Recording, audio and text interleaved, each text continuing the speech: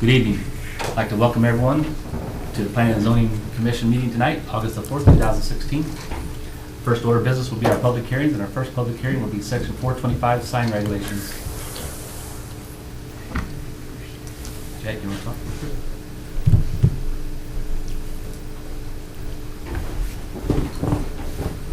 Good evening, everyone. Good evening.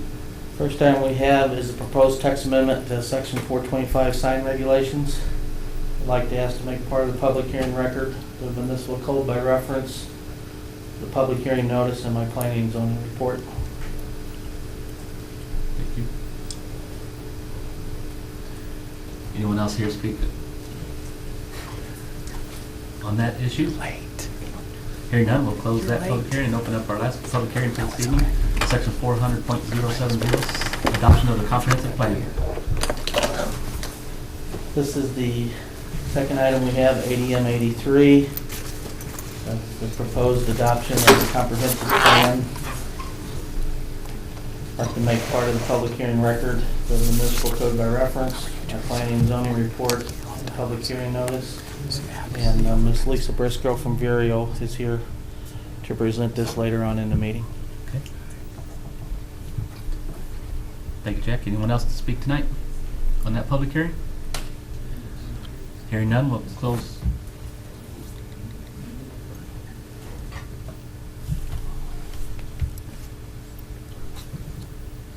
Oh, hearing none with.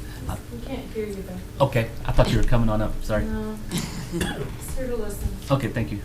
So we'll close our public hearings for this evening and open up our regular planning and zoning meeting for tonight. First order of business will be the minutes from the June 2nd meeting. I'll make a motion to approve the minutes for the June 2nd, 2016 meeting as presented. Second. We have a motion by Mr. Costello, second by Mr. Deach to approve the minutes as submitted. Any other questions or comments? Roll call vote. Mr. Deach? Yes. Mrs. Scott? I abstain, I wasn't here. Mr. Barton? Yes. Mr. Schwab? Yes. Mr. Durbin? Yes. Mr. Gerloff? Yes. Mrs. Blondin? Yes. Mr. Costello? I abstain. I was absent. And Mr. Cullum is absent. Motion passes 6-0 with 2 abstentions and 1 absent. First order of business on the agenda will be the WCFA Pride in Your Ride Truck Show. This is a special event permit approval request, SCP 21 for Warren County Fair Association's Pride in Your Ride Truck Show. On July 18th, 2016, Paul Owen B. Care of Warren County Fair Board submitted a special event permit application, SCP 21, for the Pride in Your Ride Truck Show to be held at the Warren County Fairgrounds on August 27th, 2016. And I'd like to leave the dais and abstain from the discussion as I have a business relationship with the applicant.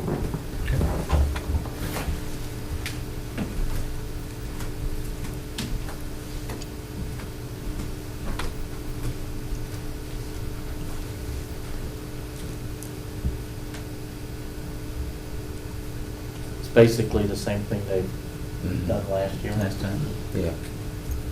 In review, I make a motion that we approve the permit for the fairgrounds. I'll second it. We have a motion by Mr. Schwab, second by Mr. Durbin to approve the application as submitted by the WCFA Pride in Your Ride Truck Show. Special permit, event permit. Any other questions or comments at this time? Roll call vote. Mr. Barton? Yes. Mrs. Schwab? Yes. Mr. Durbin? Yes. Mr. Gerloff? Yes. Mrs. Blondin? Yes. Mr. Deach? Yes. And Mrs. Scott? Yes. Motion passes 7-0. Next order of business will be the Sunny Day subdivision. This is a subdivision approval request for Sunny Day subdivision record plat, SUBD 56. On July 12th, 2016, a request for approval of record plat for Sunny Day subdivision was filed with planning and zoning by the applicant, Mr. Keith Runge. And one special note on this particular one, there's no site improvements are proposed as part of the subdivision approval request. Proposed Lot 1 is already developed with an existing single-family residence, and proposed lots 2 and 3 are vacant ground. The applicant has submitted a written request that the required stormwater management plan be waived at this time and be addressed by the future owner or owners of proposed lots 2 and 3 when they submit their building permit applications to build single-family residence on lots 2 and 3, and include the submittal of individual lot stormwater plans for review and approval at that time. Is that something we've done, Repeatedly, yes. the Just individuals? did it for Dave's subdivision, the Okay. last one that just came through. Okay. Does the street on there meet the requirements? Or It's the- not proposed to be a city street, it's proposed to be a private driveway. So when you subdivide something 3 times, it doesn't make it a subdivision, doesn't become up, it doesn't, I thought the city, after you could do 2, but 3 lots, I thought the city, you had to have sidewalks and all the city amenities or whatever. If you split anything, even if it's into 2 lots, it's required to go through the subdivision process. The Right, applicant right, but I mean, is- when it's 3 lots, that doesn't require sidewalks going up there, or any, doesn't become, I guess if it's not a city street, it doesn't matter. I just always heard that if I divided 3, if I had a parcel and I divided 3 times, then it becomes a subdivision, and then you have to come under different criteria. with the There's nothing city. in code that references Okay. 3 lots or more. Nice, okay. Well, actually, a subdivision is If you split is one lot into considered, 2. if you, yeah, one lot into Okay. 2 is a subdivision, and, but I was kind of the same thought that Mhm. once you did that, then you had to meet the street requirements Mhm. and the sidewalk But, yeah, so requirements. no. Okay. So, unless it's a large lot subdivision, which They're has like to a be over 1 Third of acre. an acre for one, and a The little less one than is half on the other. .764 acres, and the other one is gonna be, it's a little blurry, I've got it. Got a separate drawing, maybe that might be clearer. Up here. Well, the whole plat's 1.7, isn't it? Yeah. So they can't be 1 acre lots. No, No. no, they're less than 1. And it looks like he took a little bit off of his lot to make lot 2 a little bigger. Looks like he moved the line when he subdivided. No, I had them put the 30-foot front building line across there. Oh, okay. So it meet code. The only thing that's in question is the private driveway instead of a city street. Well, doesn't that just become a road easement for all to take care of for the 3 lots? It's a private, it would be a Right. private driveway easement. Right. yes. Do we If you have, wanna- do we have a situation Yeah. anywhere else where we have a private drive to Yes, access you more do, lots? Mine next door to the bed and breakfast. That's why I'm asking. I plat divided that once, built on the back, and had lot 1 and lot 2, and improved lot 2, just still sitting there vacant. But I made a 20-foot road easement off the existing driveway that was there to that parcel, and just extended it back to the property line. So when someone builds on lot 1, if ever there would be, the 2 lots Would have a share the shared driveway. improvements of that easement. Mhm. So is that the driveway going through the rock? Mhm. That's, That's an It kind of curves, existing it kind of curves up to the driveway. top of Rongi's place. okay. Mhm. And Mr. Runke's here if you have any specific questions for him. I've always admired the parcel, I think it's great. At what point do we Yes, know yes. where we get into a detention question? You know, typically, if the parcel's subdivided, there are some runoff calculations that have to be done, and there might be runoff detention arrangements that are made. So if we're putting that off and putting it on the developers or builders of lots 1 and 2, lot 3 is already the developed lot, correct?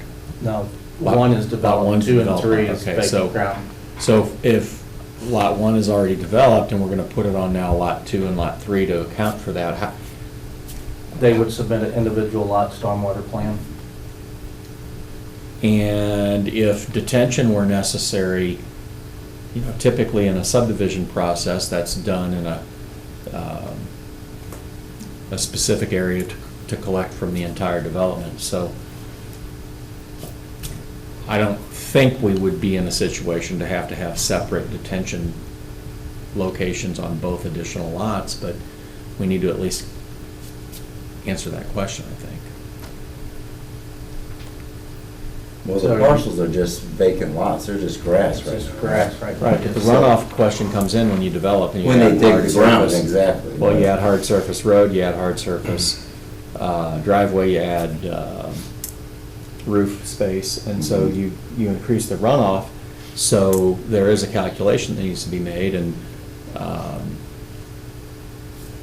you know, I hate to push that off to the buyer down the road.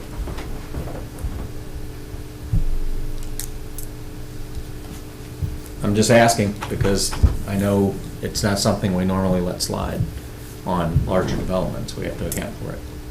And again, how big is the total tract? It's real blurry on the screen, I can't see that.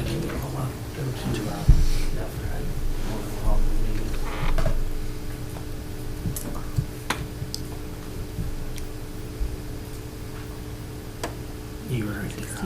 No, P&Z meeting, sorry. Probably all the way at the bottom.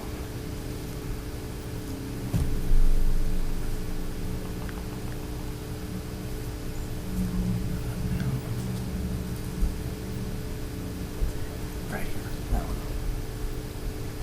This one? Yeah, that should be clear.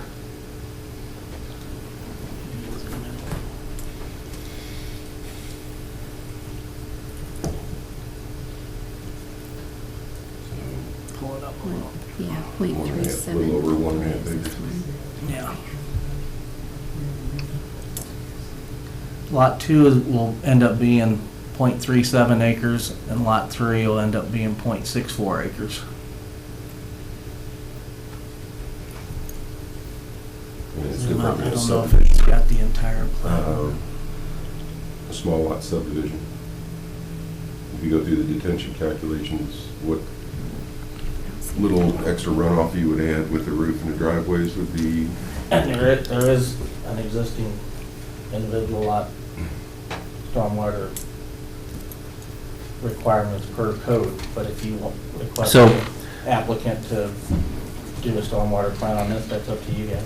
So addressing it as each lot's developed is not going to be outside the bounds of our ability to, my main concern is To that, make sure don't create problems, yeah. right, and to make sure, right, that the lot is going to be developable even if there are runoff issues. Okay. Make a comment. You need to step to the podium. State your name. I just came to see, there was a sign on Pinckney. I'm not involved with it. Okay, step to the podium. But as far as, if you're talking about water runoff on that property, there's a creek to the north side of it that drains the whole thing. I don't know if that's, gosh, it's been there for probably however many hundred and some years that property's been there. That house has been built there, I think in, 74, it had its 100 and so anniversary of that house. But there is drainage to the north. All that property runs into that creek. I don't know if that's a thing that's gonna stumble this subdivision of that property or not, but there's adequate drainage there for the water's not gonna run on anybody else as far as the property to the south of it. The question that we run into with runoff is not whether the property drains now. Naturally, we know that it does. It's that when you add hard surface like driveways, roads, and rooftops, that it increases the speed of the runoff. And so whatever the natural drainage that exists is, it's going to have additional demands placed on it in,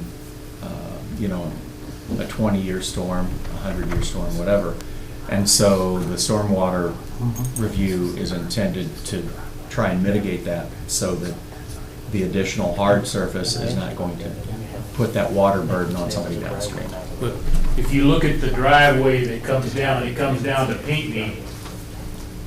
Every bit of water that don't run off the property into the creek, it comes right down. If they make that a hard road, it's gonna come right down and run right into that creek, right beside where the driveway is. Right. I'm just making my observation But of it. that adds additional demand on the whole storm sewer system, and that's why Okay. city does the stormwater calculations to make sure that the capacity is there. Could you state your name, sir, for the record? My name is William Thomas Riggs. I live at 1002 Roy Avenue. Thank you, sir. Thanks. Now, if Appreciate you're that. talking about water runoff, all the rainwater that comes down from up Voshaw, it comes by the front of my house. And sometimes it's running 10 to 12 foot wide in my front yard. And it all goes down, circles the block, and goes into that creek on Warren. Now, I'm not here objecting to anything, I'm just making a public comment. Thank you, sir. Okay. I'd like to talk about some other things, but, which I've already talked to my alderman. I live on the Indianapolis 500.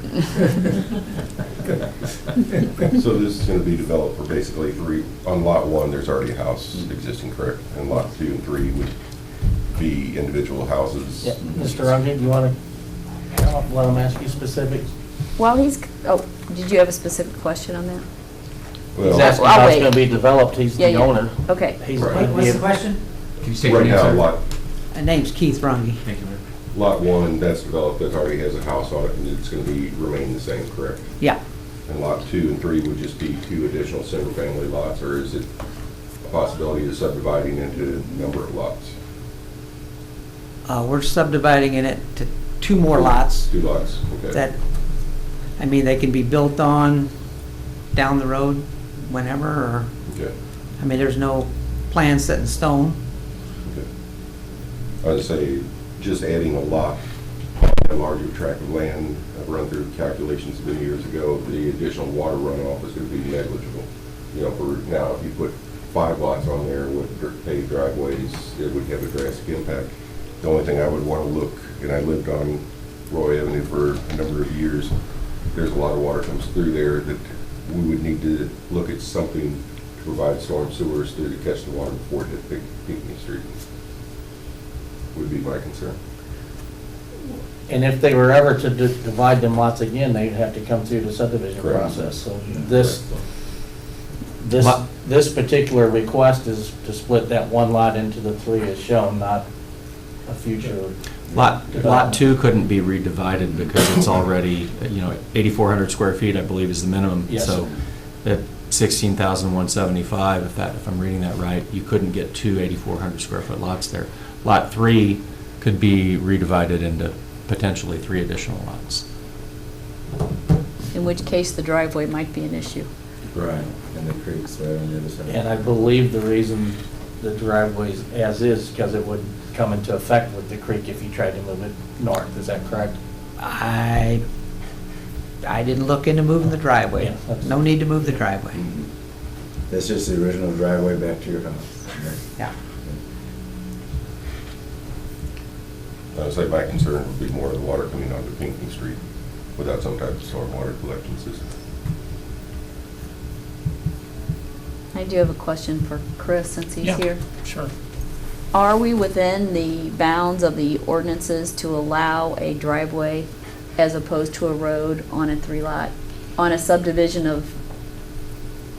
So the question, I think the thing is when you look at this, what's unusual about this that's different than a typical plat for a subdivision is you have an existing driveway that services lot 1, the home already on there. So what our code requires is it says when your plat shows a street, or you're gonna put a street to service subdivided houses, and this kind of falls in that gray area, and we've had, like Keith said, where there's been a driveway that has served, a subdivided area, where he's not showing a street. The code doesn't say if you subdivide, you have to put a street in. What it says is if you subdivide and you show a street improvement, or you show the placement of a street to access the properties, in that particular situation, you have to upgrade it to the paved driveway, 6 inches, Portland cement, whatever, compaction on the gravel and whatnot. And so how we've traditionally treated this in the past, like Mr. Schwab's property, is we've said, well, he's not showing an improvement of a driveway, it truly is just a subdivision of a land, or he's not showing the improvement of a street, he's using the existing driveway. Now, If he ever tried to move the driveway or whatnot, or grade it, or do anything like that, or change the location, in that situation, I think absolutely he would be required to bring up to the standard street specifications. But I think that's one of the things you guys got to consider, because this is not, there's no hard and fast rule that if you go from 1 to 2, you don't have to do a street, then from 2 to 3, you have to do a street. Really, it's a kind of a somewhat discretionary decision for you guys, and the justification for saying it's a private driveway is it's not showing a street going in, it's showing an existing drive or gravel, is it gravel? Gravel. It's showing an existing gravel, driveway. So, what triggers the requirement for it to be paved and go to the street is if it was subdividing and there was no access across the property that, we'd say, well, you have to pave that because you're putting a street in to access it.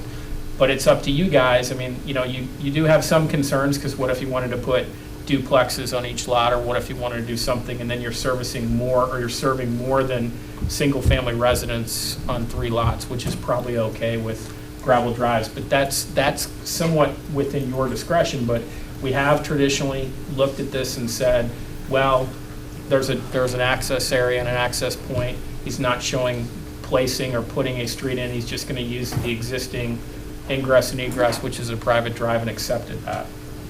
And this is zoned R2, so multifamily is not So even an option. if he came back and wanted to do multifamily, he'd have to get rezoned. Which he couldn't, because it would be It's spot less than zoning, 2 because acres. Yeah. it's not big But enough. R2 does allow duplexes. Yeah. I think it's conditional, isn't it? No, it's permitted. Any multifamily is conditional. Okay. Let me look at the, so that's, Well, kind of looked at it that way. I mean, Keith, is that pretty similar to yeah, what we did totally. there? I mean, I just took that existing driveway that went to that whole parcel, and I drew one line across it, and then I built on the back parcel, same way as him. I just made up nice. The front was about 1/3, the back was almost 1 acre. Built on the back, figured, and then worked my way to the street, and we just extended that down. And where the easement ends at the back line, because I've got one lot and then another one behind it. When the front lot's built on, those 2 owners just have to come up with some kind of agreement that we will share in the maintenance of this easement. It's known as what, a flagpole development, where you've got a pole and then you've got a development here and then a development here. So, it's kind of an unusual situation in that, it doesn't come up all the time. Could it be an issue if somebody wanted to try to get by without having to do a full road improvement, which is probably the commission's concern? I could see how that would be a concern, but like I said, this is how we've traditionally treated it when it's been like this, where they're not showing putting in a road because there's already a private drive there that's established that they're going to use as the ingress egress area right now for the 3 lots. But if you guys are, it's well within your, the ordinance. If you say we want this to be a paved roadway, you guys have the discretion to require that and have them come back with that, but that's up to you. This is just how we've kind of interpreted that in the past, because the design does not show the installation of a road to access the new lots. I think the fact that we're just basically doing, this isn't really what you call it's called a neighborhood, but it's not. I think. The flagpole, it's where you're going up and then there's a lot. I can see where we could go ahead and agree with the fact that, dividing it off and if water issues come up later, then that's going to be the 2 new people that's going to have to come through. And you guys are also, there is a calculation for the piece of land as a whole, and there's a calculation for the individual stormwater. So you guys are well within your authority as well to say, hey, that's great, but we want you to come back with a whole subdivision calculation if that's what you guys want to require, if that's a concern of yours. I think really the runoff calculations can't be done until we see the development piece, though. Probably. Well, all I can compare it to is what I was planning where I'm at. And what you And got I when you got see your Keith here as approval. well, just saying, these are nice parcels. You're gonna put a nice house on them. You're not gonna do duplex, no, you're not gonna sell it to people like that. He's in control of who he's selling to. And duplexes are not permitted in No, R2. no, but I just see nice No. homes going next to No. that beautiful home Single back family there. only. And let each owner, as they buy the parcel, they have to come back through And all the calculations are made as they develop. That's the way I see it. It's gonna be really nice. We definitely could use some nice house development. Anybody want to make a motion? I'll make a motion, I'll buy one, because I'll move it. Okay, I make a motion, we accept it. Second. We have a motion by Mr. Durbin, second by Mr. Dees to approve the Sunny Day subdivision, SUBD-56. Any other questions or comments at this time? Just to verify, is it as submitted? With It's submitted. holding the stormwater now? Same as we did with Dave's? Okay. Any other questions or comments? Roll call vote. Mr. Schwab? Yes. Mr. Durbin? Yes. Mr. Gerloff? Yes. Mrs. Blondin? Yes. Mr. Costello? Yes. Mr. Deitch? Yes. Mrs. Scott? Yes. Mr. Barton? Yes. And Mr. Schwab? Oh, yes. Oh, I said, You started with I thought you Oh, started. sorry. with me. That's why I get two. Yeah. it. Motion passes 8-0. Next order of business will be discussion regarding mobile homes. So that's why I'm here. We have a special guest. Yeah. It's good to see everybody. As you guys know, right now, we have the temporary moratorium on mobile homes of 10 years or older. I don't know if you guys have seen that. It's in their packet. Okay, it's in your packet, great. So the question has come up what to do with mobile homes and kind of the age of mobile homes and what's out there. We did a process similar to what both Wright City and Truesdale have regarding the 10-year limitation on mobile homes. I kind of look at this twofold. I think there's what you guys want to do with mobile homes inside a trailer park and what you want to do with mobile homes outside of a trailer park. I think they're two separate and distinct things.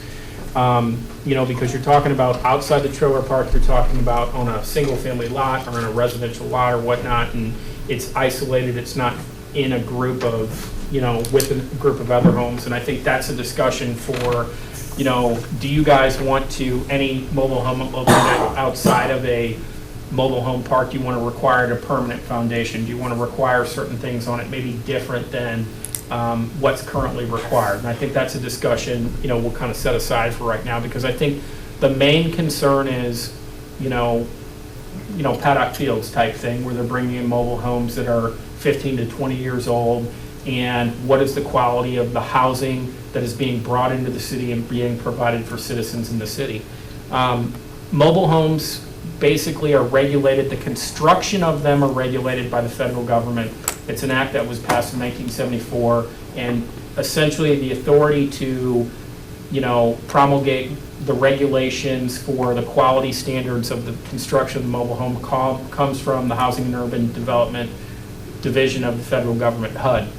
So the reason we don't have initial inspections, like when you stick build a home, there's an initial occupancy inspection to check and see, was this house built up to the building code standards? When you bring a mobile home in, or even a brand new mobile home, not a 20-year-old one, it's got a sticker on it that says this is built up to HUD standards. And a city does not have the authority, because that's been, basically that authority is taken by the federal government and the state based on this certification to say this was built to these standards, these construction standards. Much different than a stick built where we regulate it, we inspect it, we say these are our standards locally. So we have this 10-year requirement, and the other cities that have it basically say you can't have something older than 10 years unless you get a permit for the city. And they don't have really inspection requirements or specific requirements setting forth, these are the standards you have to meet in order to get a permit to bring this into the city. What we've kind of discussed over the last couple of years, and really a lot more recently, is how do we deal with older manufactured homes that may or may not provide quality, living for citizens? Because that's really what our goal is, safe homes. I don't know if the general 10-year requirement, and that's really for you guys to discuss, I don't know if saying something that's 10 years old is really a good bellwether for the quality of the residential living. Because it's kind of like saying in some senses, you can't drive a car older than 10 years on the road. Does that make sense? Well, you may have a car that's been well preserved by grandma, or whatever that, has 100 miles on it and it's 15 years old, it may be better than a car that's 5 years old. And I think that's a similar analogy that you could make, or you could at least argue with regards to a mobile home. And the reason that concerns me is because you have to have a rational basis for your regulation, and 10 years could be determined to be arbitrary and capricious, which is the reason in the standard, the standard for striking down a zoning ordinance, is that it's an arbitrary and capricious regulation that does not have any basis in truly regulating the safety of the residents of the city. So we kind of have this 10-year requirement in place as a placeholder, and then getting to a point where we can say, what are we going to do about our mobile homes to make sure they're quality residential, structures for people to live in. So my thought is this, and this is kind of what I want you guys to think about, and I want, to kind of see what you guys think about, is, when you build a new home in the city, you have to get an occupancy inspection to make sure that everything was built to our building code. When you bring a mobile home in, yes, 25 years ago it was built up to HUD standards, but it doesn't mean that mobile home is still up to HUD standards. Doesn't mean structurally, doesn't mean it's properly installed, doesn't mean that, 25 years, I don't know what the lifespan of a mobile home is, but, doesn't mean the roof's gonna still be in good shape, the electrical hasn't been messed with, the plumbing's still good. So my thought process is, much like we do with a brand new stick-built residential home, what we consider doing is we create a permitting program for a new structure in the city, basically a new, manufactured home coming into the city. So when that new manufactured home comes into the city, we look at the age of it to see kind of what plumbing or whatnot's there. But what we do is we create some type of permitting system that says, prior to getting utilities, prior to, water and sewer, prior to being able to occupy this structure, you have to get this inspected. And we use as a baseline the original HUD manufacturing guidelines, so we're not veering into anything that is preempted by state or federal law. We're sticking to the original HUD guidelines, and we say, this is the basic safety standards for electrical, plumbing, structural, holes in the roof, and those type of things that you have to meet prior to receiving an occupancy permit to occupy that structure. Now, if we put something like that in place, we'll have to create our own regulations for, we'll go off the HUD regulations for what the quality of the electric has to be, the plumbing and those type of things. And then also, I think we put in there the installation requirements that are set forth by HUD and set forth by the state of Missouri to say, you have to meet these minimum, regulations or minimum, qualifications in order to get an occupancy permit for a new structure in the city. But we basically do it as a permitting process for new homes brought into the city. We have to accept the fact that anything that's already brought into the city, unless you want to start doing, and I hate to say this word out loud because I don't want to create a buzz, but reoccupancy permits when houses are sold, you can't discriminate against trailers and require reoccupancy permits, but not require them on single-family residential, because that could be considered to be discriminatory against a certain sect of the community, poor people or whatnot, that can only afford that type of housing. So when new manufactured homes are brought into the city, if we create a permitting process that requires a minimum inspection and prior to connection to utilities and prior to occupancy, then I think we can require repairs and bringing some of these older homes that may not be in very good shape, whether it's holes in the roof, and Jack and I kind of talked about it, the plumbing works, the electrical works, and see obvious structural issues to make sure that they're at least safe for citizens to reside in.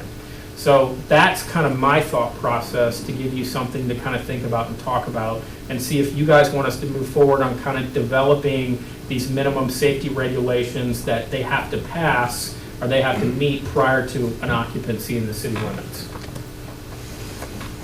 Well, my first thought is we need to break it down into two categories. One is a mobile home park, what goes in there and what goes into the city. Absolutely.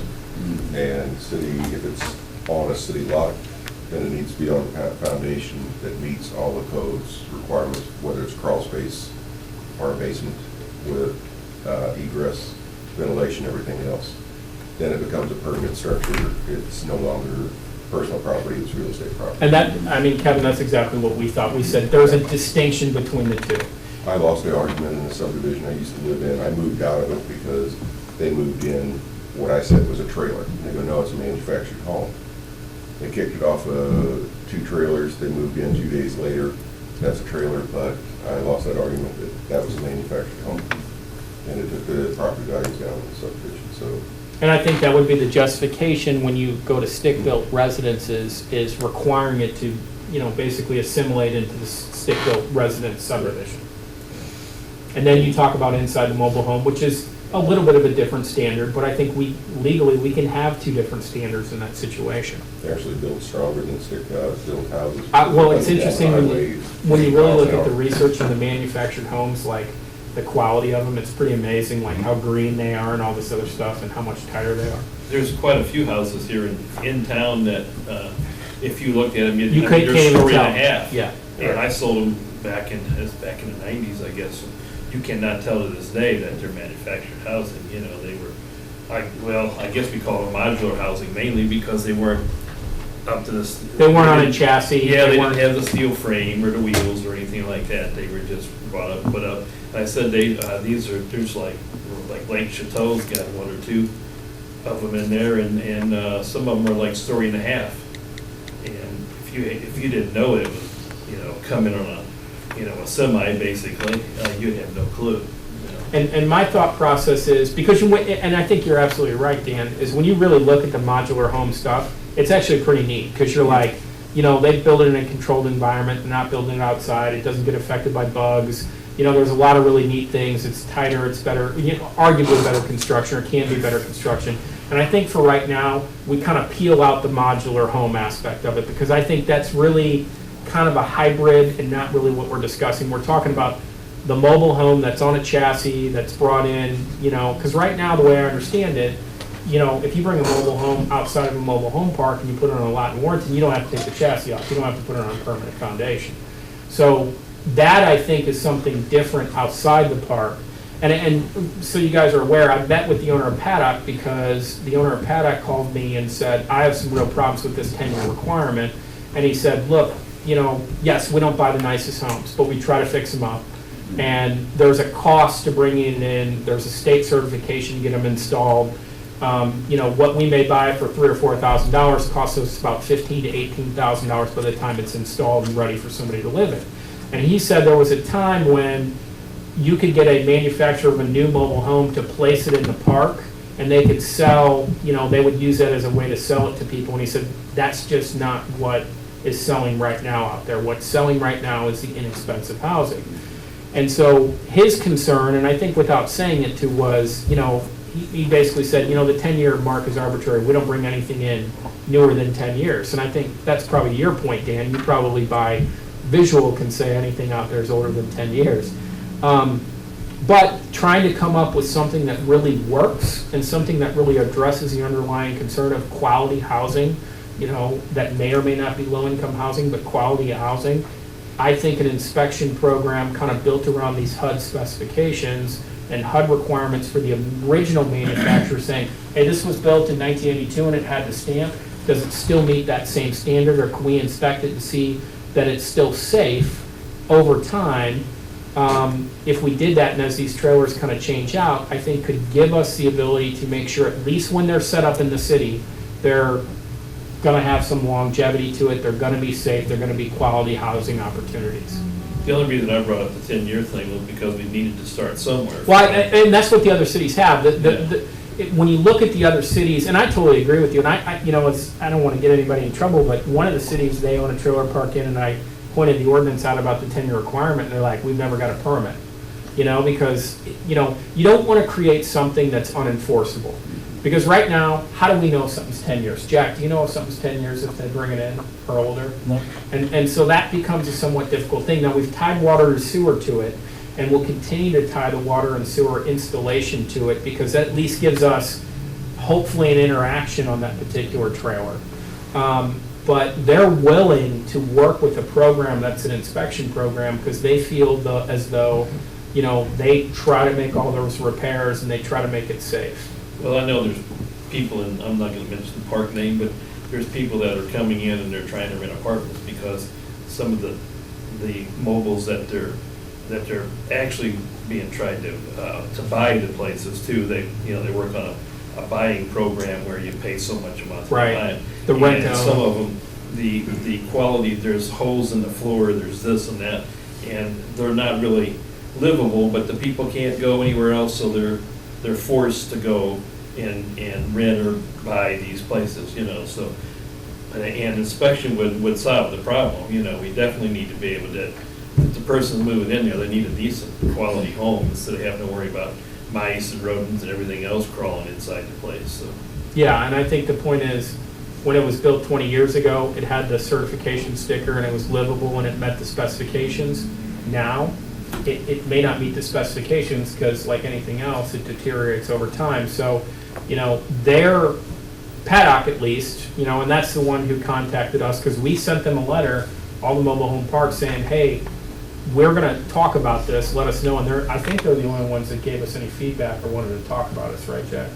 I haven't been contacted by anyone. Okay, so my thought process is, you know, since they're the ones that are kind of willing to participate in the process, they would much prefer to be able to bring that trailer in and repair it if it doesn't meet it prior to occupancy, as opposed to just saying anything older than 10 years is no good. And I do think there's it's kind of an arbitrary thing, but I think you're right, Dan. It gives us a starting place. Yeah, and we definitely need some kind of inspection process because these people should not be forced. I mean, some of them are literally forced to live in certain kinds of housing because of, you know, for all kinds of reasons, you know, and they need to be able to, you know, live in a decent place. So we shouldn't make it.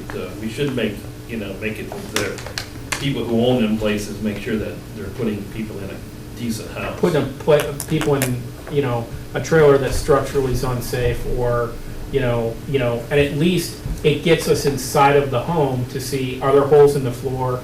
You know, and there's going to be certain limitations because Jack's not going to cut into the wall to see, but he can check the panel, he can check the outlets, he can, you know, and not even just Jack. And then as we kind of developed this, Jack and I had a conversation about even maybe allowing a third-party certified inspector, which, you know, Dan, we talked a little bit about that, you know, how high quality of an inspection can you get when they're paying for it? But, you know, just trying to think of a way to make sure you're protecting the people that can't afford to live in an apartment or a stick-built home. When they bring the trailers into any of these trailer parks, are they required to be anchored to the ground? Well, we don't do any at present inspection time. requirements on the No, anchoring. that's Now, right. there's a state requirement, there's a federal government requirement that's delegated to the state, and the state has certain specifications for anchoring, and you're supposed to use like a state certified person. I don't know what the process is out there, or do you know? Sure. Yeah, absolutely. No. Are you from Paddock? No. Oh, okay. I used to be a registered nurse and do home health, and I'm familiar with a lot of the low-income property areas. I'm Jane Kelly. We've owned Seven Oaks Home Inspection for 14 years. We do a percentage of our work with mobile homes. We do the engineering reports through Heyman. It's a nationwide engineering firm. What we've seen over 14 years, besides numerous calls per month of exactly what you're saying, we got hooked, we needed a cheap place to live. The environmental hazards are unbelievable. I have gone, I have looked, I have seen. It is unthinkable that we have human beings in our city and in our county living in these conditions. It is absolutely unbelievable.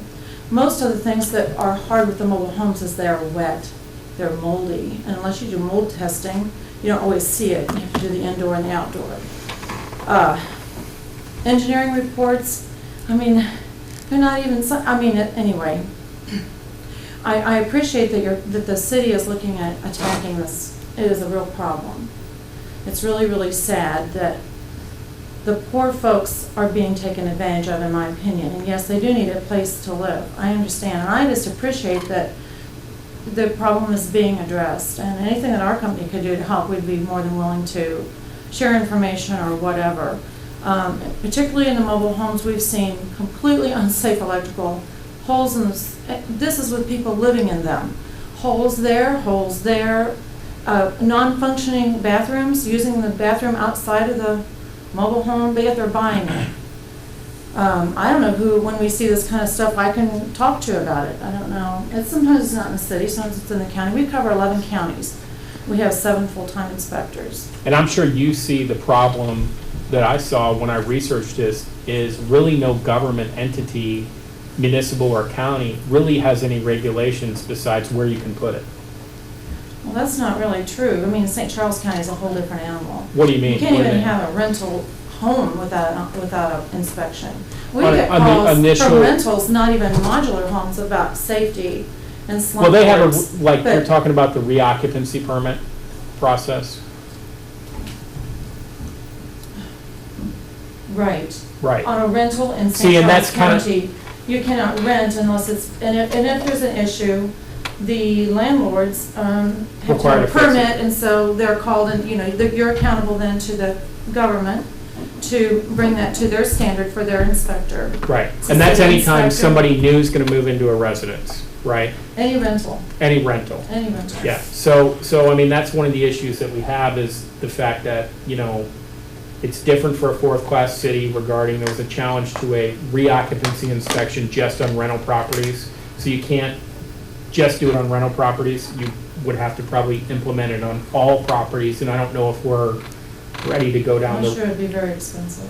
Well, if we're ready down the road of, like I said, I don't want somebody to watch this and say, City of Warrenton wants to do reoccupancy permit inspections, because that's a pretty hot topic. But I do think that, one of the things when I looked at surrounding entities and looked throughout the state, there's really not a lot of regulations on trailers being brought into a park and they're set up, and there's really not an inspection process associated with it like there is a new home.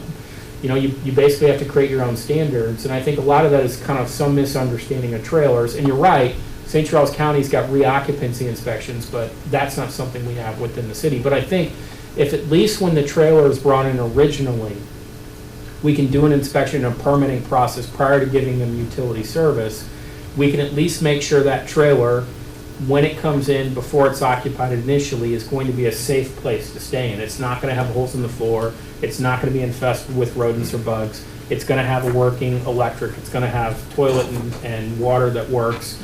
And, it really is about protecting people that can't And afford. being tied down. Yeah, and that was the other thing is, I would also like to incorporate the proper anchoring requirements under HUD into that inspection to say, hey, you bring it in, it's got to be anchored properly according to HUD as it's required to be. And those are I think it's expensive. almost state law that it's gotta be, You can't get a loan, anchored. Fannie Mae, you can't get a loan on a modular without the engineering certificate. And they determine the price. On those, it's a nationwide service. It's But that's more- a brand-new modular home when it comes, it's got the engineering certificate on it, right? No, there's. Oh, you're there's talking when two- I'm talking an engineering certificate on that the foundation is correctly Oh, okay. secured. When they get a loan to buy a new, or buy a Correct. They have to modular. have a current, it has to be within 2 months of a certificate on that dwelling. Yeah, so I mean, but people that typically we're seeing out, for example, in Paddock, they're not getting a loan, they're getting owner financed, and, I know. yeah. And it's not just them, it's other areas, but, I think it's a start. I just, I hope that you guys choose to do something. If you can, I wish you could go back and, anyway, Thank you for We your don't. input. though. To deal with what's already there. to deal with what's there. I agree. What do you need us to do? Well, it really is just kind of floating the idea for you guys to discuss, because, I mean, as Jack and Terry and I and staff discussed it, is the idea of maybe putting some basic standards together as a starting point for you guys to review. Sure. Ultimately, if we do this permitting process and adopt it, it will not be approved by you guys, it'll go through the building code as kind of an occupancy permit process through like the building code. But I think this is a really good group that's close to the issue to discuss it and kind of look at, because we're going to start from scratch. There's really nothing out there. We'll use the HUD guidelines as a basis for safety. And Jack's already got some ideas of kind of what his concerns would be for inspection purposes, and really maybe start with some minimum standards and work from there. And then if you guys, we can kind of get to a point where you guys are okay with the minimum standards, is then take it, basically creating our own building code for trailers, Right. for bringing new buildings in, is that then building a process around that as far as, do we want to do the inspections? Do we want to require them to provide a certification of an inspection from a licensed inspector? And provide that to us before we give them the permit, is kind of building the process around it, which will take a little bit of time, but it at least gives us something that's moving it forward and just making sure the basic shelter is quality. Well, again, we started with outside of a trailer park on a city lot, but it has to be a modular home, either a composite shingle roof, matching basically the surrounding residence on a foundation that was inspected by the city, and that the building that they bring in meets local codes as far as GFIs, tamper-proof, all of this type of receptacles in the building that Jack could inspect and go through that inspection. That's basically building a new house in the subdivision or in the city, and I know of one lot where there's an old trailer that I'm waiting for it to just fall down and we can sell it as scrap. That if there is a single wide trailer in the city and it's moved out, there cannot be one replaced in that location. What about inside the park, Kevin? Oh, that's a whole new can of worms. Well, I mean, what do you think about the new building permitting process? Number one, it needs to be, Lakeview for many years was kind of the pillar of, here's a nice trailer park. They had to come in, they had to be anchored, Oh, they yeah, had to be absolutely. sturdy putting around it, and they had to be put in properly. That's a guideline to start with, what they still implement in that subdivision, within Lakeview. Now, there's a lot of old trailers in Lakeview, but. They're well maintained. For the most part, yes. And they are pulling some of the older trailers out of there at this time. I think we should move forward on our inspection process, and whatever we have to do. What part do you want us to do? Well, it's just to kind of get some ideas, because, we had talked about, a permitting process before, then we're concerned about, well, do we have the manpower, can we do this? And then talking today with Terry and the owner of Paddock, they really prefer an inspection process than just a blanket 10-year thing, because, and I think that probably makes more sense and it's more justifiable. I'm fine with that as far as, as long as we get something that. We get some not bring it basic in. safety things looked at. I'm just talking about the people that's coming in, and they're being forced to move into stuff that's not fit for living, but they. And the same can be said for stick-built buildings in this town Oh, too, yeah, that's rental yeah. property. Yeah, It's not could you just set it mobile up- homes, let's be real. Could we set it up that no mobile home could be older than 10 years unless, like for Paddock's sake, here's the plan we have for bringing in older homes? Well, I mean, my thing on that, Kevin, and Paddock, the owner, was very honest with me, and he said, look, I can get a 5-year-old mobile home that's been trashed, that's had a meth lab in it for $2,000. And he said, if you have that 10-year requirement, that's what you're gonna end up with, is a newer, lower quality home, So my thought process is, the 10-year is a good benchmark, because I think, there's an amount of deterioration on a residence after 10 years, but my thought process is, why, because it'll have to be a somewhat organic process, where we'll have to put it in place and see if it's working, and see if it's cost effective. But my thought process is, why wouldn't we just permit any new mobile home? Yes, some of them are gonna come in and we're gonna be like, everything's good, it's a year old, it's been taken care of, but some of them we're gonna wanna be shut down if they're 7 years old or 8 years old. So my thought process is, we kind of steer away from the 10-year requirement, and right now just focus on an inspection for any new building brought in. I'm fine Sounds with good that, to as me. long as, And say, Jack, what are your thoughts, or do you have outline as to what you would want to inspect or what would be involved? I think the 10-year is gonna be somewhat of a nightmare of verifying titles and everything. I think if you have a standard, here's the requirements for all of them, no matter if it's brand new or 30 years old, Right. then no one can say we're discriminating against them because their trailer's newer or older. Here's the same guidelines for everybody. I think that might be the easiest process to follow and have less negative feedback. I'll say, this time it's going to be handed to you as to what's enforced, so what's your thought process on it versus us setting up here? We're at the tip of the iceberg. I've got a stack of stuff to share with Chris. He's got a stack of stuff. I'm nowhere near ready to say what kind of I'd say, specifics. Could we table that until the next board meeting Well, for they're- you to have time to? Yeah, they're gonna bring stuff back to us, right? Yeah, and I don't know that. And I we're gonna- can't guarantee it'd be at the next Right, meeting. Right, that's what I was gonna say, I mean, it's gonna take some No time, hurry. because you're, like I said, we're not gonna rewrite the Sure. IDC, where it's gonna be like the Warrenton trailer code is, I mean, that's basically what we're gonna create. And like I said, it'll probably be something other cities use after we really looked at the issue. I think a lot of cities, I wouldn't be surprised if surrounding municipalities said, hey, you know what, this is a good idea, because you're not violating any preempted federal regulations, you're really just making sure something that was built 15 years ago is still up to those original standards. I'd like to see us I'd like to see us work on inside the mobile home park and outside the mobile home park at the same time, though. Yes. Yeah, so my thought is, if you want to email any thoughts, like Kevin, you just like listed off 10 things that were great ideas. If Send them we- to Brent, Miss Brandy. Yeah, email them to us, and we'll try to incorporate all those ideas and at least get something that we can get up off the ground and working. Thanks for your time on that. I have a quick question for Ms. Kelly. And if I'm out of line, just tell me. Like for your company, are you like ICC certified or No, home we're not. inspector certified? Are We're you, licensed through the state of Missouri. Licensed through the in a state of bunch different Missouri? areas, But Missouri does not have a license for home inspectors, so we're ASHI inspectors and NACHI, which is better than we feel that being. American a Society of Home license. Inspectors? The engineering report for modular homes for banking industry has to come from an engineer. So that certification, those are expensive, they're $415, they set the price. We just get a very small fee to go take the pictures, measurements, and then send them to them. And that's, there's more expensive companies that are paying less, but maybe you'll find out a clever way to do it without. Is it common for businesses like yours to be certified like you are, or are you We have above the highest- normal? We have the highest credentials we can attain, Okay. so. So if we would look for like a third party, or give them the option of a third party, there is companies in the area that could provide that service? Absolutely. Okay. There are. So you're thinking they would incur the inspection costs? Well, they would incur the inspection costs whether or not we paid for it or whether or not they paid the city to do the inspection or an outside agency did the inspection.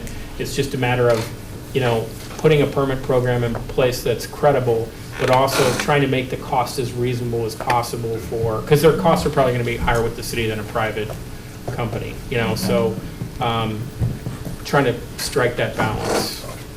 Since I'm here and I never come, can I just ask one more question? Would You're you ever going to at come any to the, time you're going to come to the podium if you're going to ask one more question, because we need to move on. Would you ever consider, when I get all these calls from rentals in our area that are complaining of slumlords, et cetera, do you, at some point, would you discuss that and maybe have an answer for me that I can say, yes, call, and they'll do something for you? I will tell you one of the most difficult things that we get into in that situation in the past is you have an unlivable residence from mold, infestation, whatever it is. You call the city may condemn that property and put them out on the street. Because they say, this is unlivable, you don't have water and sewer, you have a mold infestation, or mold and you have insect infestation. And I think that's always the difficult part, and that's one of the struggles we've gotten into the past is, literally, when we get calls from people like that, our power is to remove them, and then we try to hook them up with churches to find them temporary residents. So if you call, we will, and they let us in and we inspect and it's unlivable, the problem is the end result may be nobody can stay here.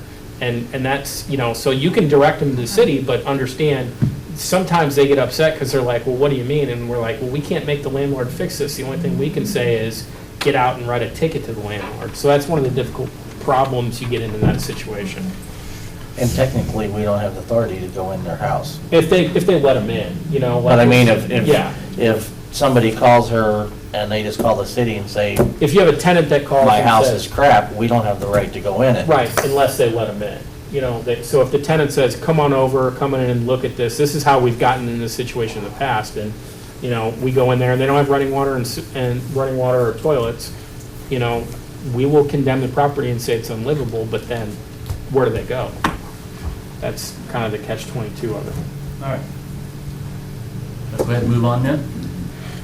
Next item is a proposed text amendment to section 425 sign regulations, ADM-82, and Mr. Graville drafted a new section 425-145. Do you want to explain that to him? Sure. So this section is in response to the concern and really kind of the unforeseen concern related to the condemned property or the property that results from the eminent domain situation. So what I did is instead of doing an overlay district, I drafted a section 425-145 that, I'll read it really quick. Any provisions of this code to the contrary notwithstanding, any owner of real property on which a sign was located prior to condemnation or threat of condemnation resulting in said sign being located outside of any present or planned city, county, or state right-of-ways, but within a setback area designed by city code that does not cause any present or future safety risks, and where the property owner continuously maintains the lot, building, fixtures, and signs located on the property shall be allowed to continue use of the sign as a legal non-conforming sign. So obviously, this, I think, will address the problem on 47, like the portable buildings that, that would be a situation where the property was maintained, it was outside of the county or state right-of-way, but within our setback area, the property had been continuously maintained, I guess somewhat, and they would be allowed to continue the sign as long as they continue to maintain the sign. That's it.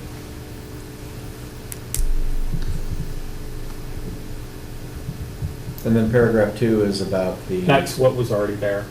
Right. Yeah. I just kind of moved it around, created a new title. I'd make a motion to recommend approval of section 425-145 for signs after condemnation. Second. Second. Second, Scott. We have a motion by Mr. Costello, second by Mrs. Scott, to approve this section 425.145 addition to the sign regulations, 80-82. Any other questions or comments? Roll call vote. Mr. Gerlach? Yes. Mrs. Blondin? Yes. Mr. Costello? Yes. Mr. Deitch? Yes. Mr. Cullen? I'm sorry, Mr. Cullen's absent. Mrs. Scott? Yes. Mr. Barton? Yes. Mr. Schwab? Yes. Mr. Durbin? Yes. Motion passes 8-0. Next will be section 400.070, adoption of the comprehensive plan, 80-83. Yeah, it's a proposed text amendment for adoption of the comprehensive plan on January 13th, 2015 for ordinance 2210. City entered a service contract with Vireo for the completion of the comprehensive master plan. Ms. Lisa Briscoe from Vireo is here to present the basically final draft. Welcome. I promise to be brief, although some would speculate that I always say. Thank you all for having me back again tonight. Tonight I'm pleased to present to you your new comprehensive plan for the city of Warrenton. The plan is the result of a year's worth of very hard work on behalf of the Planning Advisory Committee as well as community stakeholders throughout the city of Warrenton who participated in a wide range of community input opportunities, from the community online survey to stakeholder interviews as well as prospective group discussions. This also included 2 public workshops followed by a second online community survey, as well as we hosted a booth at the Fall Festival to gain additional community input. For tonight's hearing, for the sake of brevity, I'm going to focus on specific maps that Brandy will flash up on the screen and I'll reference as we go through, and do that with the purpose of really getting the big themes that are coming out of the plan when you look at everything linked together. The plan includes a series of frameworks, goals, policies, design principles for really how Warrenton wants to change and grow over the next 20 years. Really, the premise of your vision is simple. It is to become a quality place that people view as a desirable place to live, work, and play. A place that can accommodate a wide range of uses, attract new jobs and investment. A place that's unique and appealing as a destination to attract residents of all ages now and in the future, as well as a place that becomes an amenity for those who live and work here day in, day out, now and in the future. On page D11 includes the preferred direction. This represents a concept, big picture vision of if you're to look at what the future may hold, representing the most desirable way in which Warrenton can change and grow and reinvest in itself in the future. The plan includes a specific land use map that further articulates the design concept. It includes land uses for capacity build out throughout the city as you look now and into the future. It guides growth more towards roadway corridors to begin to look at higher intense uses along those corridors. It once again reinforces the need to not only look at growth and development, but also look at reinvestment into the heart of the city, looking at reinforcement of downtown as a mixed-use center and continuing that function, emphasizing the need to not only grow, but to also fix what you have, as well as looking at reinvestment not only in commercial areas, but your existing viable neighborhood areas as well, in addition to all that new growth. It designates as well looking beyond your city limits and looking at growth and expansion within the unincorporated areas, and looks at not only where those locations should be, but also the prioritization that came out of the Planning Advisory Committee meeting. The plan also recommends a Parks and Trails concept, which is on page E11. The concept includes 3 primary components: new parks, new trail types, as well as green street corridors. And when you look at all those elements linked together, it provides an overall enhanced system that then connects your existing and future parks along with existing and future neighborhoods and business destinations as well. On page H14 in the transportation chapter includes the proposed street map. And that is, of course, in response to the future land use plan and looking now and into the future. It recommends a just right roadway system to respond to the needs of the time as well as to the future. It looks at a street hierarchy system, looking at the adoption of level of service and access management recommendations, and also looks at all the extensive recommendations that have come from all the previous transportation master plans that the city has already invested in. And finally, the plan identifies a series of implementation steps that are identified not only from a big picture perspective, but small action steps that addresses timing as well as responsibilities, not only short-term, long-term, but those tasks that are even important to be ongoing. Implementation of any comprehensive plan is hard. It is a long-term endeavor. It's the responsibility of many, many people over many, many years. Now, the good news is you are well on your way, given the recent success that you saw this week. That was a big idea that had been in the plan from the beginning to the end. So what I've just done is, in a very big picture way, taken a document of many hundreds of pages and kind of brought it together in the really big ideas that it does summarize. And I would be more than happy to answer any questions you have, or if there's any comments or concerns.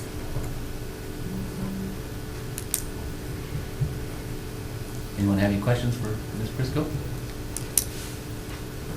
It's an easy crowd. We've all spent a lot of time. Yes, yes. Here, here. A lot of work. Well, a lot of work for you all, as you well know. Do we need to make a recommendation to the board for approval? Is that? Yes. So moved. Second. We have a motion by Mrs. Scott, second by Mr. Deach, to approve the section 400.070 adoption of the comprehensive plan recommended to the board. Any other questions or comments? Roll call vote. Mrs. Blunden? Yes. Mr. Costello? Yes. Mr. Deach? Yes. Mrs. Scott? Yes. Mr. Barton? Yes. Mr. Schwab? Yes. Mr. Durbin? Yes. Mr. Gerloff? Yes. Motion passes 8-0. Well, at this time, we'll close the meeting and ask Jack for any report. We've got 7 residential building permits issued. We've received, or we should be receiving plans for our 8th house, so that's pretty exciting. And we received the plans for the EMOs for actually building the building part. That should go out to plan review tomorrow, so that's pretty exciting too. They have a time schedule when they're gonna start, do you have? As soon as his plans get reviewed, I believe he wants to get going on it. So that's Gotta pretty be there exciting. by January 1st, I just wondered how the schedule was going. Any other comments for the good of the group? Invitation, entertain a motion to adjourn. So moved. Motion by Mr. Deach, second by Mr. Gerloff to adjourn. All in favor, say aye. Aye. Thanks for your time. Have a good night.